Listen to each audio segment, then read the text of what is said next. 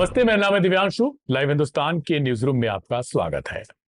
हरियाणा के भिवानी की रहने वाली मनीषा की मौत को करीब 1 महीने और 2 से 3 दिन का समय बीत चुका है।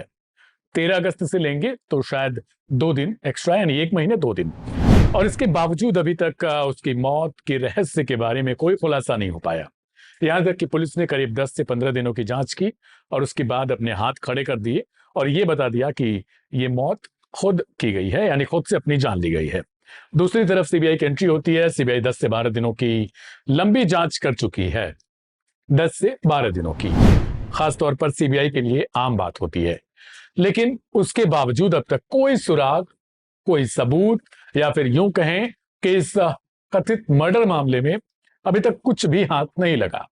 हाँ, इतना जरूर हुआ कि जिस कॉलेज को लेकर लगातार चर्चा चल रही थी, उस कॉलेज में सीबीआई की टीम पहुंचती है, आइडियल नर्सिंग कॉलेज।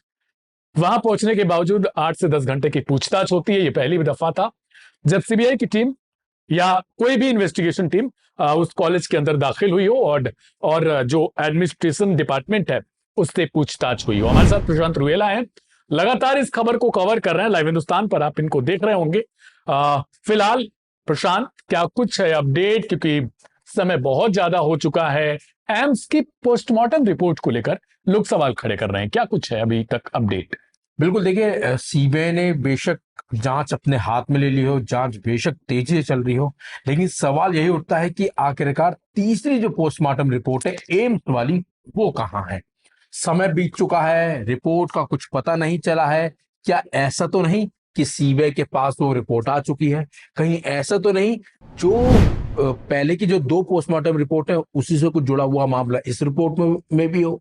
कहीं ऐसा तो नहीं कि इसमें कुछ ऐसा खुलासा हो चुका है इस रिपोर्ट के जरिए कि कहीं बवाल खड़ा ना हो जाए? लगातार यही सवाल लोग भी पूछ रहे हैं और लगातार सवाल भी अब उठने लगे हैं सीबीआई की जांच पर भी कि आखिरकार वो पोस्टमार्टम रिपोर्ट कहाँ है, क्योंकि लगातार पूछताछ चल रही है। अभी खबर यह भी है कि जहां पर जिस लाइब्रेरी में मनीषा जाती थी पढ़ने, वहां के लोगों से भी पूछताछ की गई है। तो लगातार जांच का दायरा बढ़ रहा है। सवाल वहीं आकर अटक जाता है कि पोस्टमार्टम जो रिपोर्ट है एम्स की, वो कहाँ है? वो नहीं आई है तो क्यों नहीं आई है? क्या किसी को बचाया जा रहा है? ये भी सवाल उठ रहे हैं। अगर शुरुआत की 2 पोस्टमार्टम रिपोर्ट की बात करें तो वो पुलिस की जो थ्योरी थी, कमोवेश उसी को वो कहीं ना कहीं प्रूफ कर रहे थे। लेकिन तीसरी रिपोर्ट अगर उन दोनों रिपोर्ट से मिलती जुलती होती तो मेरे ख्याल से, या फिर जो मैं सोशल मीडिया पर लोगों की प्रतिक्रियाएं देख रहा हूं उसके हिसाब से कम छिपाया नहीं जाता, या फिर छिपाया को अगर आप इस तरीके से कहें कि अभी तक बाहर नहीं लाया जाता।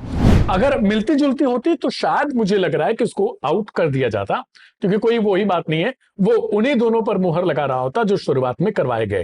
तो क्या ऐसा मान के चले कि कुछ न कुछ इसमें डिफरेंट है जो उन दोनों पोस्टमार्टम रिपोर्ट पर सवाल खड़े कर सकता है, या फिर पुलिस की थ्योरी पर सवाल खड़े कर सकता है, या फिर यूं कहें जैसा आपने अभी कुछ समय पहले मेंशन किया कि कुछ ऐसी चीजें हो सकती हैं जिसके बाद नया बवाल शुरू हो जाए? देखिए, बिल्कुल आपने सही कहा है कि जिस तरीके से 2 पोस्टमार्टम रिपोर्ट आई थी पहले की, वो तीसरी रिपोर्ट सेम होती तो ये पुलिस के लिए भी राहत की बात होती, क्योंकि लगातार पुलिस पर भी सवाल उठ रहे हैं। हाँ, हो सकता है इस रिपोर्ट में कुछ ना कुछ ऐसा है जो पुलिस नहीं पकड़ पाई, वो सीबीआई पकड़ चुकी है और इसी वजह से इस रिपोर्ट को सार्वजनिक नहीं किया जा रहा है, क्योंकि इतना समय किसी भी पोस्टमार्टम रिपोर्ट में नहीं लगता है। अब सवाल उठता है कि रिपोर्ट अगर आ चुकी है तो क्यों सार्वजनिक नहीं किया जा रहा है? तो पहले भी हम इस पर बात कर चुके हैं कि हो सकता है कुछ लोग हैं जिनसे पूछताछ होनी बाकी है, या फिर वो सीबीआई के रडार पर आ चुके हैं। कहीं ऐसा ना हो रिपोर्ट को सार्वजनिक किया जाए, वो लोग कहीं छिप जाएं या फरार हो जाएं, तो हो सकता है कि उनको रडार पर लेकर या उनको हिरासत में लेकर उसके बाद सार्वजनिक इस रिपोर्ट को किया जाए। क्योंकि आप पहले भी ये बता चुके हैं लोगों को कि सीबीआई प्रेस कॉन्फ्रेंस नहीं करती, वो केस की पहले जांच करती है। जिस तरीके से पुलिस 2-3 बार प्रेस कॉन्फ्रेंस कर चुकी थी और इस मामले को बता चुकी थी, लेकिन सीबीआई ने अभी तक किसी तरह की कोई प्रेस कॉन्फ्रेंस नहीं की है, ना ही सार्वजनिक तौर पर उन्होंने कोई बयान दिया है। बस इस मामले की वो जांच कर रही है, लगातार जांच का दायरा भी बढ़ चुका है, लोगों से पूछताछ हो चुकी है, लेकिन सवाल वहीं आकर अटक जाता है कि रिपोर्ट कहाँ है, पोस्टमार्टम रिपोर्ट कहाँ है। तो इसका हो सकता है जवाब यही हो कि कुछ लोग रडार पर हैं, उन लोगों को हिरासत में लेकर पूछताछ की जाएगी, फिर सीबीआई इस पोस्टमार्टम रिपोर्ट को पेश कर सकती है पब्लिक के सामने। यही जो जांच का दायरा है वो, जैसा आपने बताया कि वो बढ़ता हुआ नजर आ रहा है। ऐसा भी हम समझ सकते हैं कि जो पोस्टमार्टम रिपोर्ट एम्स की मिली हो दिल्ली से सीबीआई टीम को, उसके बाद टीम ने जिस तरीके से छानबीन की है, जिन लोगों को अपनी जांच के दायरे में लिया है, पूछताछ के दायरे में लिया है, तो आशंका कहीं ना कहीं गंभीर हो जाती है। जिस तरीके से सवाल कॉलेज को लेकर उठ रहा था, कॉलेज की तरफ से यह बताया गया कि देखिए हमारी कोई भागीदारी नहीं है इसमें।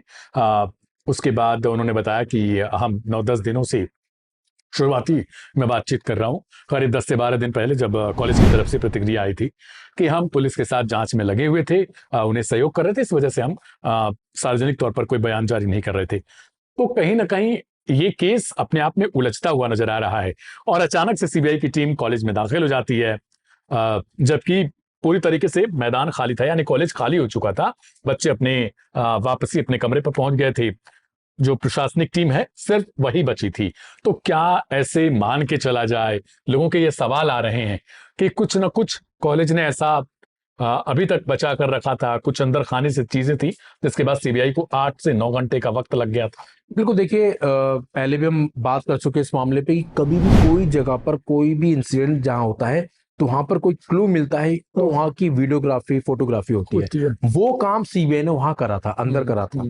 फोटोग्राफी भी की गई है और वहां पर वीडियोग्राफी भी की गई है, और 8 घंटे जो है अंदर रही है टीम। तो वहां पर महिलाओं का हॉस्टल भी है जहां लड़कियां जो कॉलेज के वो रहती हैं, हो सकता है उनके सीसीटीवी फुटेज भी पूरे जांच किए गए हो भी सकता है कि अंदर जो पढ़ते हैं बच्चे उनसे भी पूछा गया हो कि आपने मनीषा इस चेहरे को देखा था, वो आई थी। तो लगातार इसमें जो नर्सिंग कॉलेज का नाम आ रहा था वो एक चीज तो कड़ी साफ हो चुकी है, कुछ ना कुछ तो उसका इस केस से कनेक्शन रहा है, और इसी वजह से 8 साढ़े 8 घंटे की पूछताछ, जांच पड़ताल होना सवाल खड़े करता है नर्सिंग कॉलेज पर। बिल्कुल। बहुत ज्यादा दिन भी बीत चुके हैं। जब पानी की तेज धारा होती है तो उस वक्त अपने साथ बहुत कुछ चीजें वो बहा कर ले जाती हैं। ठीक इसी तरीके से जब कोई घटना होती है किसी बेटी के साथ, किसी महिला के साथ देश में, तो उसके बाद कैंडल मार्च से लेकर इसके अलावा तमाम तरीके से विरोध प्रदर्शन, और यहाँ तक कि एक हैशटैग चलाया जाता है, जस्टिस फॉर XYZ। जैसे इस केस में मनीषा थी तो मनीषा के लिए भी चलाया गया। सवाल यह है कि आखिरकार जिस तरीके से ये जस्टिस मांगने वाली प्रथा होती है, वो अचानक से कुछ ही दिन जब बीत जाते हैं तो वो शांत हो जाती है, और उसके बाद जब कोई और नया केस होता है तो उसके बाद वो फिर से ओपन हो जाती है। ऐसे में बहुत सारे सवाल हमारे साथ जारी रहेंगे। मनीषा को किस तरीके से न्याय मिलता है, कैसे नहीं मिलता है, उसके सवाल और जवाब न्यूज रूम में आप लगातार लाइव हिंदुस्तान पर देखते रहेंगे, क्योंकि हम कवरेज तब तक नहीं छोड़ते जब तक कुछ हासिल ना हो जाए। मेरे साथ प्रशांत रुहेला थे, मैं दिव्यांशु। आज के लिए इतना ही, मिलेंगे कल एक नए एपिसोड में, तब तक के लिए नमस्ते।